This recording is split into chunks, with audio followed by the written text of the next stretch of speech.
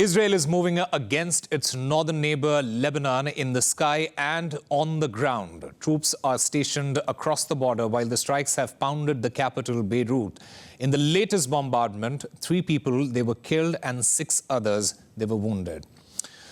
Missiles struck the road leading to Beirut's international airport. Israeli defense forces claim they targeted a Hezbollah member with 2 cars hit. Lebanese officials, they say that more than 70 people, they have been killed since Israel opened up a second front. RT reports from a residential area destroyed on Wednesday. We're reporting now from the southern suburbs of Beirut, or what is called locally Dahi. What you see behind me is a building was targeted this morning by an airstrike, by an Israeli airstrike, and the building was destroyed. This comes after they issued an evacuation order, and it comes like this with a red marker on the building that will be targeted. And the people who's in the building or near the building have to evacuate for 300 or 500 meters. The thing is, and the dangerous thing is, that they don't specify an amount of time. Like, although it's a violation to attack the civilian building and a residential building in a residential area, and claiming that they are protecting the people and issuing these evacuation orders, but they are destroying their houses and they are destroying their belongings, and they don't give them time either to get their stuff, their clothes. They go just what's on them. We've noticed, we've been monitoring these evacuation orders, so it sometimes goes by 10 minutes, sometimes by 2 hours. So you don't know when the targeting is happening after the issuance of this evacuation orders, so you have to immediately evacuate the building.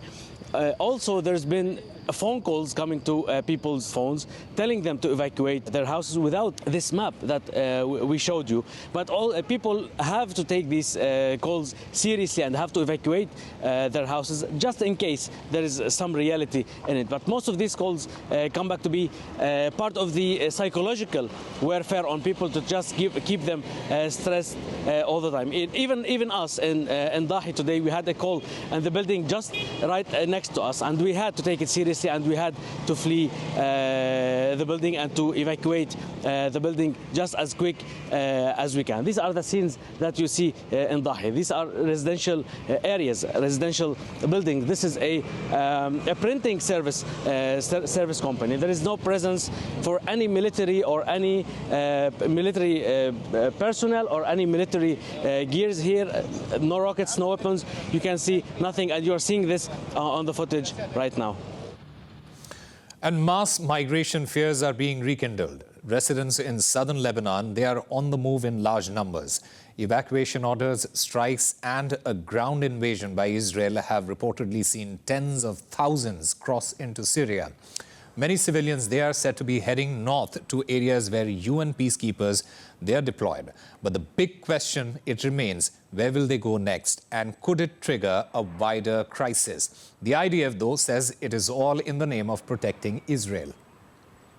Hezbollah attacking, alongside the attacks from Iran, is further evidence that Hezbollah is an extension of Iran. As I said, there are no equations. We will not allow attacks from Lebanese territory, and we will not allow harm to IDF forces.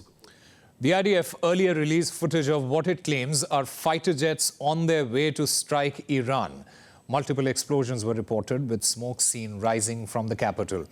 RT's bureau chief in Tehran, he has been taking stock of the damage. Take a look. We are in the center of Tehran, in Enqilab Square. Here behind me, you can see the police command center, which was attacked yesterday. The exact extent of the damage and the casualties is not yet available.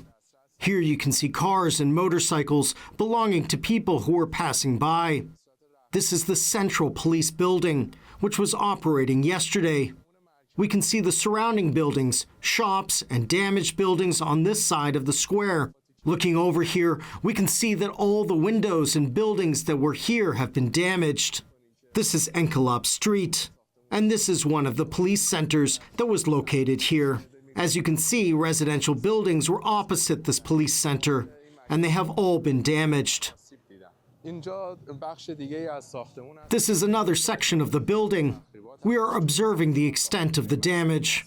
Here we can see residential buildings. Civilians who live here have been suffering. Some of them are being evacuated due to the damage. Rescue forces are assisting them. This area is currently closed off until it is cleared of debris. As we can see, the damage to the residential buildings is very serious. These were buildings where civilians lived. This is a coffee shop located on Enkalab Street. It has sustained significant damage. Almost all of its entrances have been destroyed. As you can see, the extent of the damage is considerable.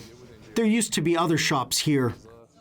There was a restaurant, a sandwich shop, and a pharmacy that we can see all have been damaged. There are also shops further up that have been affected by the attack. We can see them. Here, these shops have been completely closed due to the intensity of the damage. You can see rescue workers who are currently clearing away the debris. We are in front of the police headquarters. There used to be a coffee shop here. It was damaged. Let's talk to the person who owns the shop. Hello, good day. What time did it occur? We arrived around 5 o'clock. We opened the cafe, and then we sent out a few customer orders. Then we closed all the windows. After about 10 to 15 minutes, while we were doing our work, suddenly there was an explosion. We heard the sound of the blast. It was very terrifying, jarring sound. We all sat down on the ground. I thought it was over, then nothing else would happen, that it was completely finished. Then I think after about 5 or 10 seconds, the second and third missiles hit.